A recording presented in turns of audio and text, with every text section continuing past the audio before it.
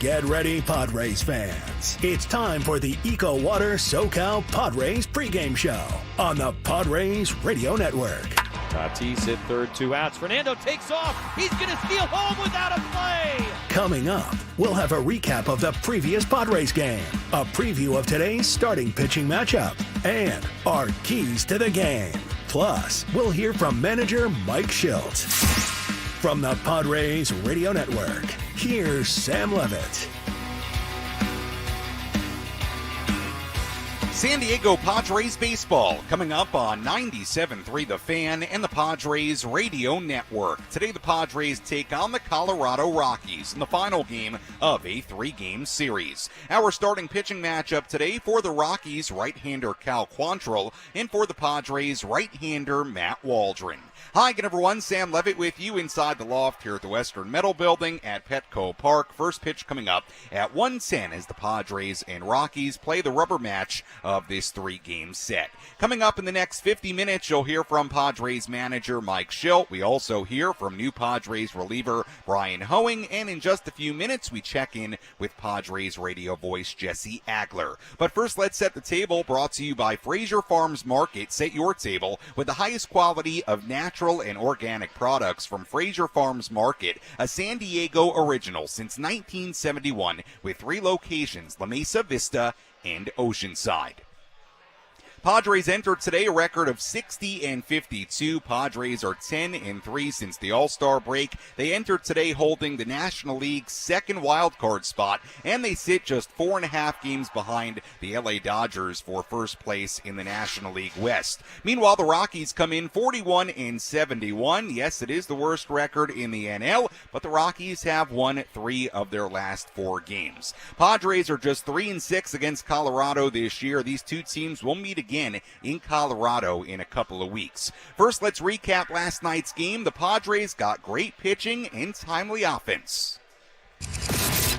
How did the Padres fare in their last game? Let's take a look back with our Padres Rewind. Presented by Hamul Casino. With thrilling slots and tables and all the best rewards, Hamul Casino has all the fun you're looking for. Hamul Casino. Fun above all else. Veteran left-hander Martin Perez was on the mound making his Padres debut. He retired the first 7 batters he faced, but then it was Hunter Goodman. Long look in. Now the lefty ready. The pitch is swung on, hit in the air, deep to left center field. Profar and Merrill are both back. They will look up, and it will go. Home run for Goodman, his 8th of the year. And the Rockies take a 1-0 lead here in the 3rd. Meanwhile, Rockies rookie Tanner Gordon was rolling early on. He was perfect through 4 innings, 12 up and 12 down. Padres still trailed 1-0, heading to the bottom of the 5th. They finally got something going against Gordon and manufactured a run on a walk, single, sac bunt, RBI ground out. We were tied at 1. Perez went 6 strong innings, gave up just the 1 run. Jason Adam threw a scoreless top of the 7th inning. Right-hander Peter Lambert came on for the bottom half of the inning out of the Rockies bullpen, and the Padres rallied. Jake Cronenworth singled, Manny Machado doubled to put runners on 2nd and 3rd for Xander Bogaerts. 1-1 game for the moment here at Petco. First pitch on the way. Bogart swings, lines it into left field, a base hit. Cronenworth's going to score. Manny will be held. RBI single Xander Bogaerts. And for the first time tonight, the Padres lead. It's 2-1. Jackson Merrill then hit a fly ball deep enough to left. That scored Manny from third base. A sac fly, RBI for Merrill. Padres had a 3-1 lead. Tanner Scott came on for his Padres debut. In the top of the 8th inning, he got the first out, but then it was pinch hitter Jacob Stallings who belted a solo home run. That made it a 3-2 game. Robert Suarez came on for the save opportunity in the 9th inning. He faced 3, 4, and 5 in the Rockies lineup. Suarez had no problem. 2-2 to Tolia. Broken back roller to the right side. It'll be Bogaerts at second. Little overhand flip to Cronenworth in time. A 1-2-3 9th for Robert Suarez. And the Padres beat the Rockies 3-2 on a really entertaining night here at Petco Park. Entertaining indeed. Padres pick up the win, sets up the rubber match of this 3-game set. Padres have an off day tomorrow. They will head to Pittsburgh after today's game, the start of a 6-game road trip in Pittsburgh and Miami beginning on Tuesday. But first things first pitch coming up at 1:10 here in downtown San Diego. Let's go inside the Jerry Coleman Broadcast Center. Let's go inside the Padres broadcast booth for a deep dive on today's matchup from Jesse Agler in our Padres game preview on the Padres Radio Network. Jesse, before we get to today's game, I have to bring this up. Last night's game was a nice and tidy 1 hour and 59 minutes. Jesse, it was the shortest 9-inning game I believe you've called in your major league career, so congratulations. What did you do with all that time last night and into this morning? Well, I got home last night, and it was still light out, which was crazy. And so I was going to pack this morning, so I packed last night for Pittsburgh. Got to put my son down to bed, which was an unexpected, pleasant surprise. And then I started doing work on the Pirates. I had all this time, after I packed. I was like, all right, let's dig into the Buccos. And so I kind of got ahead of that, which will give me a little bit more time to do whatever I'm going to do on the off day tomorrow in Pittsburgh. I mean, it was very weird. You don't expect to have that kind of time at night after a 5:40 game. But I tell you what, that was some good old-fashioned starting pitching from both Martin Perez and Tanner Gordon. Throwback baseball, certainly, and a big win, certainly, for the Pods. And that's essentially what Mike Shildt said after the game as well. Really a throwback pitching matchup. Guys throwing strikes, working very quickly. We'll see what's in store in the rubber match of this series here today. Speaking of today's game, the Padres offense facing maybe the guy in this series on the mound for the Rockies that's having the best season out of the 3 starting pitchers that have appeared in this series, in former Padre right-hander Cal Quantrill. And what's interesting, Jesse, even though the Padres won yesterday, it's not like the offense was explosive, just 3 runs on 5 hits. It was very timely. It feels like it would be nice for the Padres offense to get it going here today and maybe play from ahead. Yeah, that's always, the best case scenario. Quantrill's pitched very well against this team that drafted him once upon a time, coming off a really tough one the other day against the Angels in Anaheim.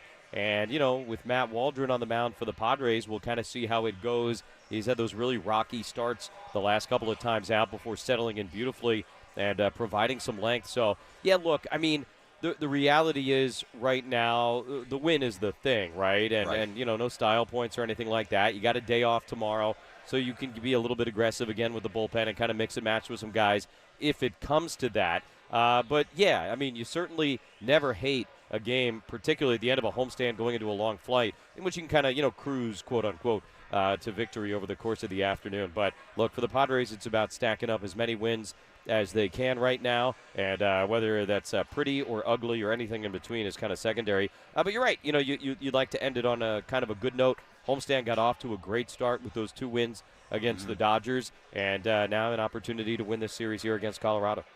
Jesse, let's touch on Matt Waldron a little bit more. You mentioned that last start against the Dodgers. He gave up 5 runs in the first inning. And then, as he's done so often this season, even though he had some early troubles, he really settled in. I think what's really stood out the starts prior to that, really almost 14 of them, is that he's been able to get off to some better starts than maybe what he was doing earlier in the season, where the first couple of innings were generally somewhat of an issue. What would you like to see from Matt Waldron, both here today and really in the final month and a half, 2 months of what has been a terrific regular season for him?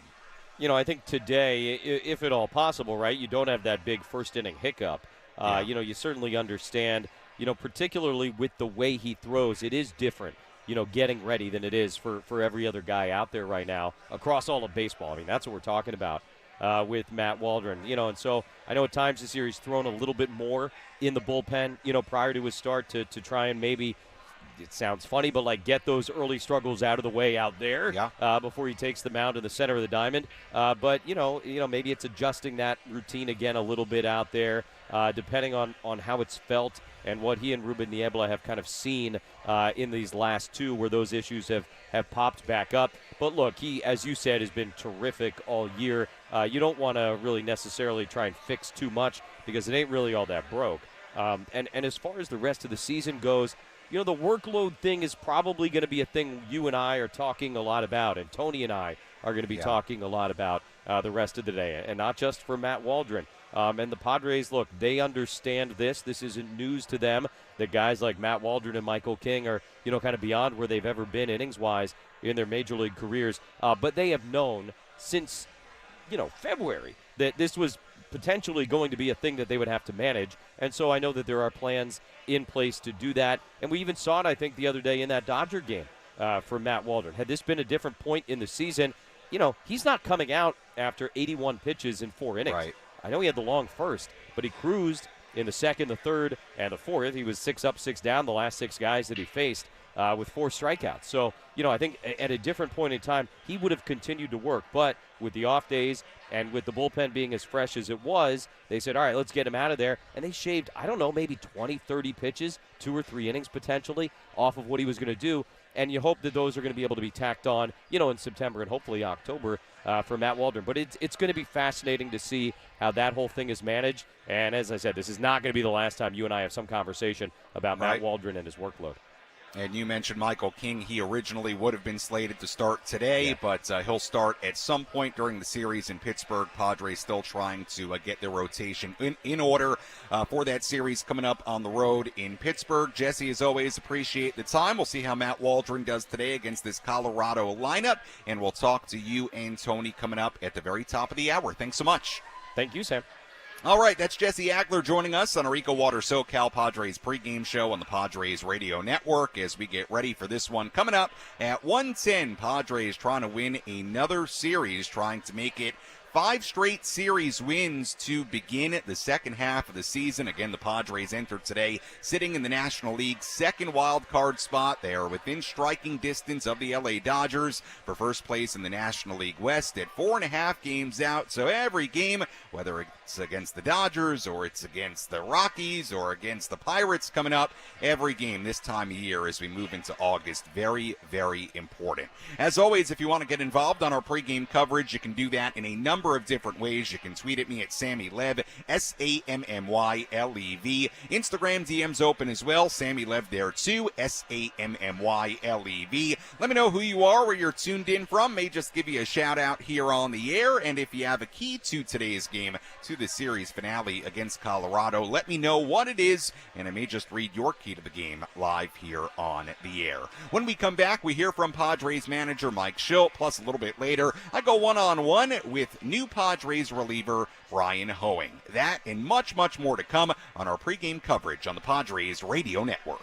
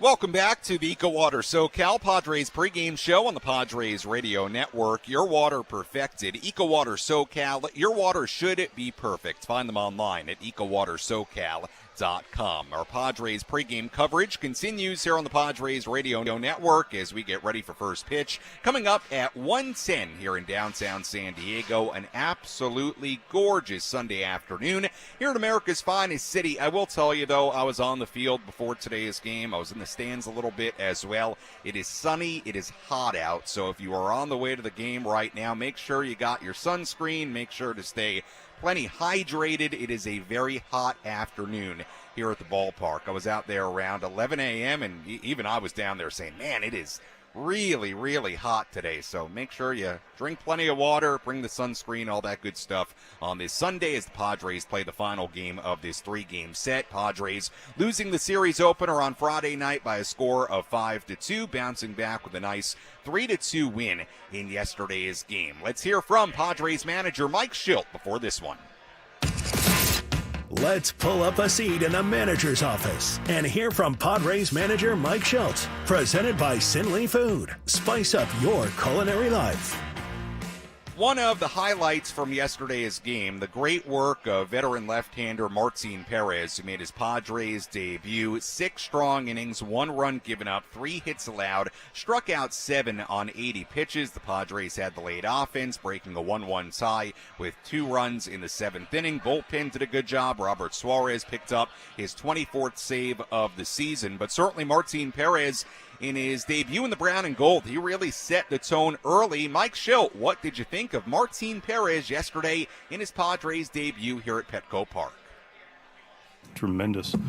Loved his pace, in control. Just a good rhythm, what he was doing. Everything for quality strikes. A lot of good pitches. The changeup was filthy for me. It's an equalizer. Took a second to get adjusted to seeing a left-hander start a game. You know, I turned to Ruben like, hey, we had a left-handed guy pitching out there. They start a game. We haven't had that all year. He was fantastic and very efficient and did a great job and, you know, got us to a good point in the game where we could use our back-end guys.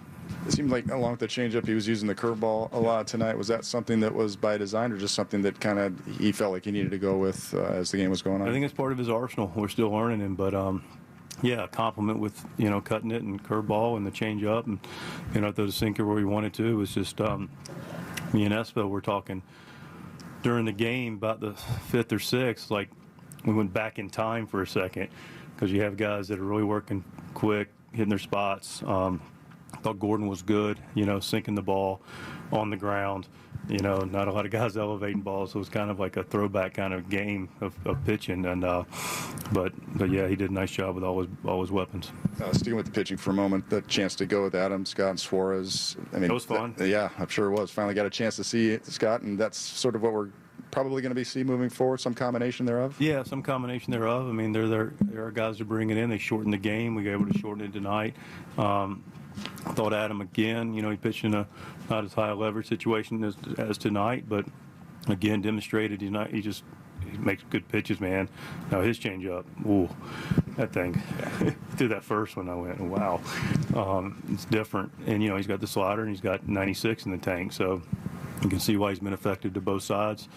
And then you know Tanner came in blowing Chad, man, that was nice, and you know dominating the strike zone with it, and just loved the challenge of it. And Suarez, similar deal, man. It was coming out really, really good.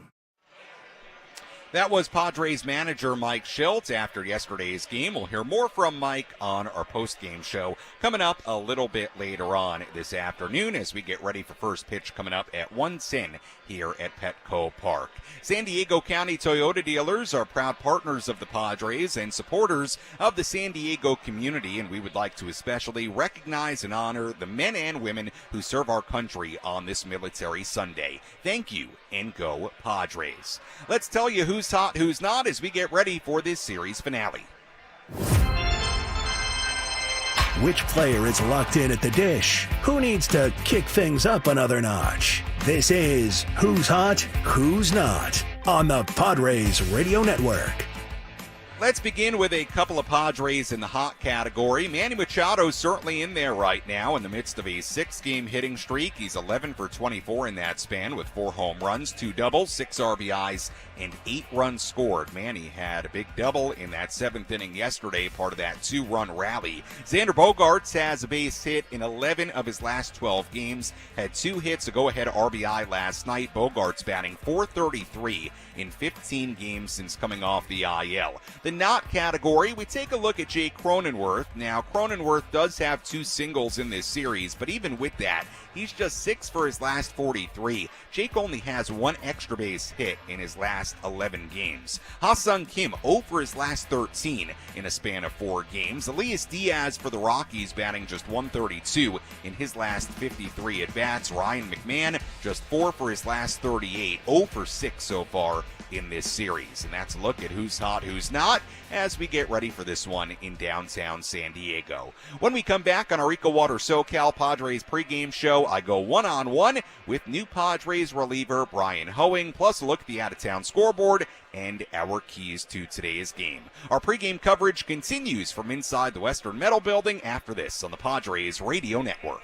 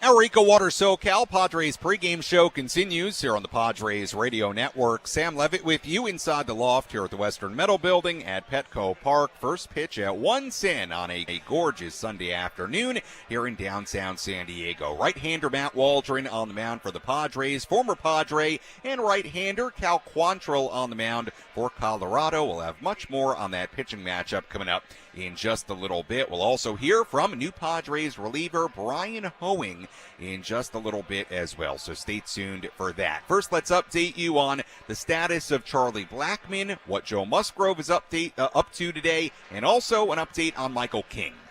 Who's in? Who's out? This is the Bada Fulkerson Injury Report, presented by San Diego's Bulldog Injury Attorneys, who hope you're never in an accident. But if you are, make Bada Fulkerson the first call you make. Hit him up 24/7 at badafulkerson.com. The Rockies' Charlie Blackmon left Friday's game after an errant throw from Xander Bogaerts hit Blackmon in the left wrist, then got him in the face and hit Blackmon in the left eye. Blackmon said it was better after the game. Then yesterday he was out of the lineup, still dealing with some swelling. It's sort of hard for Blackmon to open that eye fully. He's not in the lineup today for the Rockies. We'll see if he's available at all, but we can tell you he's not in the lineup for a second consecutive game. Joe Musgrove, the update on him. Now, we told you yesterday that Joe was going to San Antonio to make his rehab start against the Frisco Rough Riders today. Well, here's what happened. His flight got canceled last night after the game here in San Diego, so they adjusted. They got Joe to Fresno, California, where Low A Lake Elsinore is, and that's where he will make his rehab start a little bit later today at 5:05 p.m. in Fresno with the Lake Elsinore Storm. So a little bit of an adjustment there. Not at Double A. It'll be Low A for Joe, aiming for around 45 to 50 pitches. Padres will evaluate the next steps after that. As far as Michael King, he's throwing a bullpen today. In fact, he's already thrown that bullpen today. Assuming all goes well with him, he would pitch at some point during the series in Pittsburgh. Dylan Cease also scheduled to throw a bullpen today. So the Padres still figuring out the order they'll go with in Pittsburgh, but it will be Cease and King in some capacity, some order in Pittsburgh. So a good update on Michael King as he throws a bullpen. Of course, he got hit by a line drive in his left calf during that last start against the Orioles. He ended up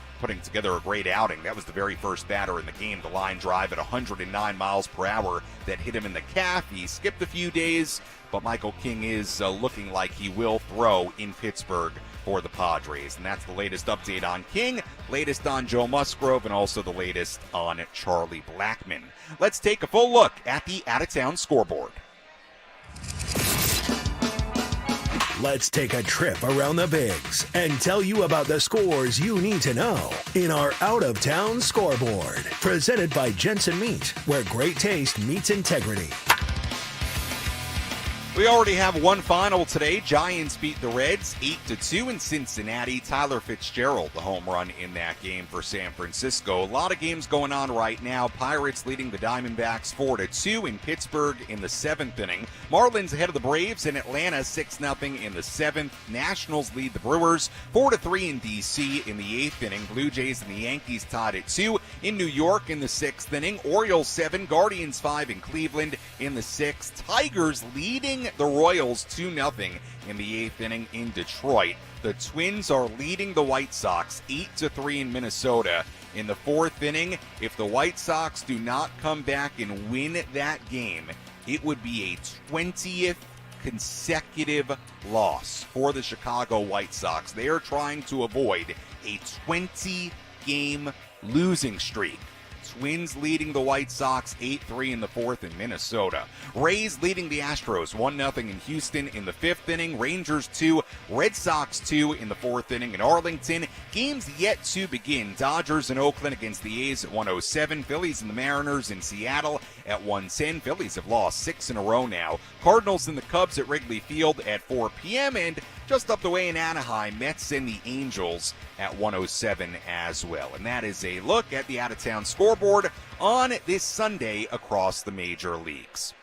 Well, the Padres making a number of moves at the trade deadline and acquiring 3 relievers. Of course, Tanner Scott, of course, Jason Adam, and also acquiring right-hander Bryan Hoeing, who made his Padres debut with a scoreless inning on Wednesday against the LA Dodgers at a sub-3 ERA with the Marlins. And in all likelihood, Hoeing will be used a little bit differently than guys like Scott and Adam. Might be a little bit more low leverage or just a little bit more of a long man, swing man type of role. I caught up with Bryan Hoeing earlier today inside the Padres clubhouse.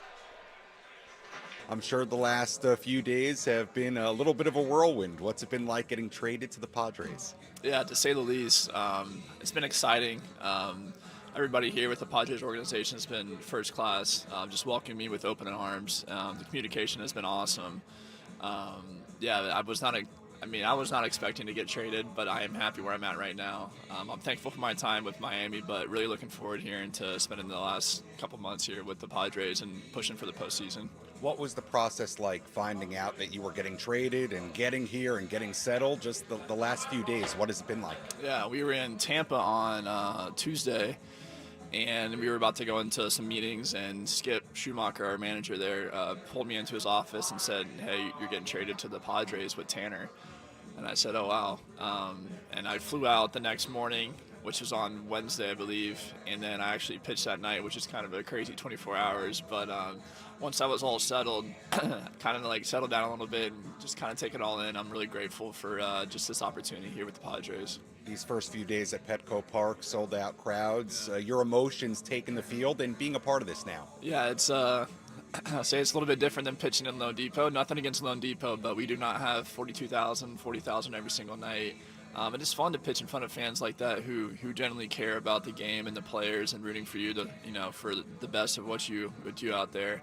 And also, I mean, as a pitcher, you get a little bit more adrenaline too with, fans cheering you on like that. So, the atmosphere here has been phenomenal. I'm looking forward to, keep pitching here in front of the fans. You come to San Diego alongside the left-hander Tanner Scott. You look at Scott's numbers this season, the last couple of years really, and he's been one of the best left-handed relievers in the game. From your perspective, what makes Tanner Scott so dominant?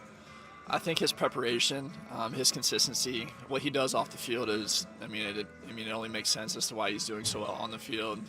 He's really diligent with his work, the training room, the weight room. It's been a pleasure, honestly, the last 2 years watching him pitch. It's been phenomenal. I mean, like you said, one of the best relievers, if not the best left-handed reliever in the game. He's just so consistent out there, throws strikes, gets outs. You put him in any situation, 2 inning, 1 inning, 1 batter. It doesn't matter. He goes out there and gets the job done. But I think it's all the work he does off the field that makes him so good on the field. We're joined right now by new Padres reliever Bryan Hoeing on the Padres Radio Network. I want to take this opportunity to introduce you a little bit to Padres fans. You grew up in Batesville, Indiana, not too far outside Cincinnati. Tell me, what was life like in Batesville? Very small town, a town of 5,000 people, population of 5,000. A lot of farmland. A lot of people who grew up in Batesville stay in Batesville, so not a lot of people leave we call it the Batesville bubble. But yeah, I grew up a Reds fan. I was, 45 minutes away from Great American Ballpark, so I grew up watching, Ken Griffey, Adam Dunn, Johnny Cueto, guys like that. But yeah, it's just a small town. Everybody knows everybody. You go into Kroger, the local grocery store, and you walk down the aisles and you know every single person there. So it's a very tight-knit city, and I'm grateful to be from Batesville. And I visit from time to time, but yeah, it's much different from these big cities like San Diego and Miami for sure. All of a sudden, the Padres radio and TV ratings going up in Batesville, Indiana. You went to the University of Louisville. How did you get to Louisville, and what was your career like there? Yeah, I started getting recruited by Louisville in high school, and the coaching staff there, Coach McDonald and Coach Williams, they did a really good job of recruiting me and made me feel like they wanted me, to pitch for the Cardinals. And it was phenomenal. I was there from 2016 to 2019. I missed my freshman year due to Tommy John surgery, so I actually only played for 3 seasons. But I met some lifelong friends there with my teammates. I still go back from time to time with a golf outing every single year. There's an alumni golf outing. But I was 2 hours away from my hometown, so I was close enough to home to where my family could come watch me, but also far enough away to kind of get that separation also from home. So it worked out perfect for me. But no, we went to the World Series twice in 2017 and 2019. And we had a lot of talent come through when I was there, a lot of first-rounders, second-rounders. But no, my time at Louisville was great, something I'll never forget. You mentioned going to the College World Series. How does that, at that kind of age, prepare you to pitch in the major leagues, pitch in the kinds of environments we have here at Petco Park? Right. At the time, that felt like the big leagues. Like, that's the closest thing that we got to the big leagues as we possibly could in college. There at TD Ameritrade Park, it was sold out. Even like when we got back to the hotel, there was a bunch of fans, waiting outside our hotel lobby and whatnot. And so it made you feel like a superstar there for about a week or so. But yeah, just pitching in that environment prepared me for my future, where it's easy to kind of get affected by the crowd, and sometimes, especially for the opposing team, they kind of swarm up on you, and the game speeds up. But going through that, at 20, 21 years old, has definitely made my path a little bit easier when I got up here and pitching in front of big crowds. Bryan, welcome to San Diego. Thanks so much for the time. Great getting to know you a little bit, and good luck with everything here with the Padres. Thanks so much. Awesome. Thanks for having me. I appreciate it. That was new Padres reliever Bryan Hoeing earlier today inside the Padres clubhouse. Great chatting with Bryan, hearing about his life growing up in Batesville, Indiana, going to the University of Louisville, and now he is a San Diego Padre. Certainly expect him to be a big part of this Padres bullpen moving forward. First pitch coming up at 1:10 here in downtown San Diego. Series finale between the Padres and the Rockies. Let's give you our keys to the game. How will the Padres unlock a victory in today's game? These are the keys to the game. Presented by Honor Buick GMC Hummer in National City. Key number 1, Matt Waldron's first inning. We talked about it a little bit earlier with Jesse. In his last start against the Dodgers, Matt Waldron gave up 5 runs in the first inning. Then he settled in and got through 4 innings with just those 5 early runs allowed.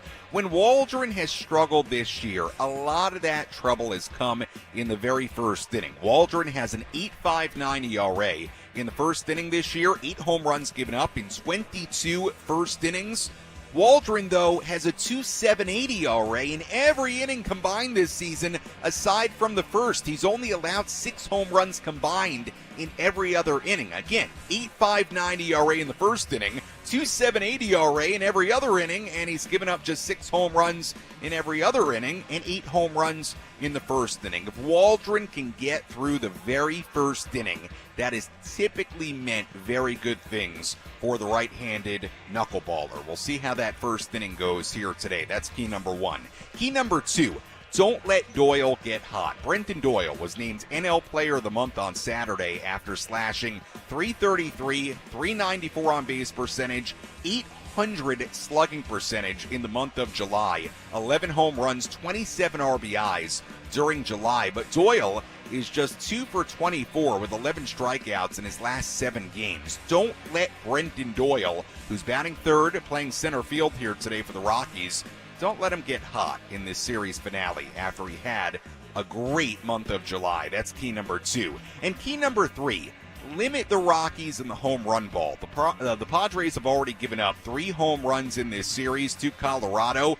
The Rockies rank 3rd in the major leagues with 68 home runs in their last 43 games going back to June 15th. So limit the home run. It's been a bit of a problem in this series. 3 home runs for Colorado already. And keep in mind, the Rockies are not a great offensive team overall. Do not let them hit the ball out of the ballpark. That's key number 3, and that's a look at our keys to the game.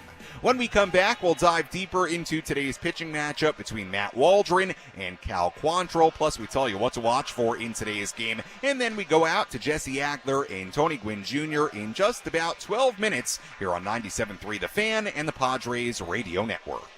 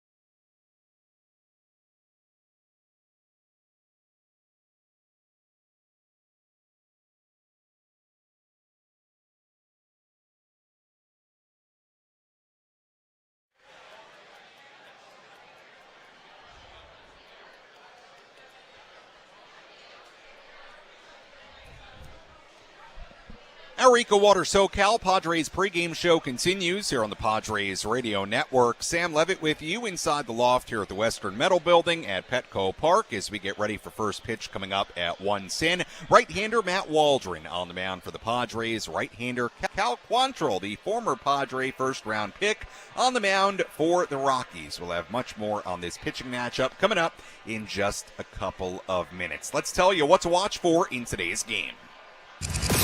What's the one thing Sam Levitt will be keeping his eye on in today's game? This is What to Watch For. Presented by Genesis Home Improvements, San Diego's trusted painting, roofing, and window company. Save 15% today on a new beginning for your home. Visit GenesisHomeImprovementsSD.com. What to watch for in today's game. Can the Padres score first? Can they grab an early lead? I bring it up for two reasons. Number one, the Rockies have scored first in each of the first two games of this series, and we saw the Rockies score first and then win the game on Friday. Didn't work out yesterday for Colorado, but the Padres are a very, very good team when they score first. The Padres are 44-11 this season. When they score first in a game, they are 16-41 when their opponent scores first. Their .800 winning percentage when plating the game's first run is the highest of any team in the major leagues. So scoring first is generally a very big deal for the Padres. They have not done it in the first two games of this series. Can they do it in the series finale here today? We'll find out. That's what to watch for in today's game. Good pitching matchup in this one between a couple of young right-handers. Matt Waldron on the mound for San Diego. Former Padre Cal Quantrill on the mound for Colorado. Let's dive in. Let's take a look at who's on the bump today with our starting pitching preview. Presented by Chimney Sweeps, Inc., San Diego's trusted chimney and fireplace service company for 40 years. Call Chimney Sweeps, Inc. at 1-800-CHIMNEY or book an inspection online at chimneysweepsinc.com. The knuckleballer, right-hander Matt Waldron on the mound for the Padres. The 27-year-old here in 2024, 6-9, a 3.89 ERA, 22 starts, 122-plus innings. He struck out 109, walked 34. Last start against the Dodgers was one of his toughest in a while. 4 innings, 5 earned runs given up, 5 hits. He gave up 1 home run. Waldron had a 2.76 ERA in his previous 14 starts before that one. Waldron faced the Rockies in Colorado back in late April. 6 innings, 1 run given up. Did give up a solo home run to Ryan McMahon in that game. Waldron has actually been quite a bit better on the road than at home this season. A 4.82 ERA in 10 starts at home. It goes down to a 3.11 ERA in 12 starts on the road. So we'll see if Waldron can be a little bit better at home here today. The arsenal for Waldron, as we know, he'll throw that knuckleball on average about 40% of the time. The sweeper, the 4-seam fastball, the sinker, and the cutter as well. On the mound for the Rockies, right-hander Cal Quantrill. The 29-year-old was an 8th overall pick in the 2013 Major League Draft by the Padres. He pitched for the Padres in 2019 and 2020 before being traded to Cleveland. Then he was traded to Colorado from the Guardians this past offseason. So far this season for Cal Quantrill, he's got a 4.50 ERA in 22 starts, 118 innings, 90 strikeouts, and 45 walks. Quantrill got off to a really good start this season, posted a 3.30 ERA through mid-June, but he has nearly a 7 ERA in his last 8 starts combined. Last start against the Angels was not a good one. 3 2/3 innings, 7 earned runs allowed on 9 hits. Quantrill started against the Padres here in San Diego back in mid-May. He was really good that day. 6 innings, 1 earned run given up. He has been very good against his former team in his career. A 1.89 ERA in 3 starts against the Padres. He's allowed just 1 run in 13 combined innings as a visitor here at Petco Park. And the arsenal for Quantrill, a sinker at 40%, a splitter at 33%, also mixes in the cutter, the curve, and the changeup. Hitters are batting just 195 against that split finger fastball. So keep an eye on that splitter from Quantrill. That's a look at our starting pitching matchup today. Cal Quantrill for the Rockies and Matt Waldron for the Padres. You've been listening to the EcoWater SoCal Padres pregame show on the Padres Radio Network. EcoWater SoCal, your water should be perfect. Find them online at EcoWaterSoCal.com. Padres entered today's game 60-52. Padres continue to play very well after the All-Star break. 10-3 so far in the second half of the season. Padres entered today holding the National League's second wild card spot, and they sit just 4.5 games behind the LA Dodgers for first place in the National League West. Meanwhile, the Rockies 41-71, the worst record in the NL, but the Rockies have won 3 out of their last 4 games. Padres, as we know, have had some troubles against the Rocks so far this season. Just 3-6 against Colorado on the year. They did win last night. The Padres picked up that 3-2 win. We'll see if they can make it 2 in a row and a series win against Colorado on a beautiful Sunday afternoon here in downtown San Diego. When we come back, Jesse and Tony have the full starting lineups, first pitch, and all the play-by-play. I'll talk to you on our postgame show. You're listening to your home for San Diego Padres baseball, 97.3 The Fan and the Padres Radio Network.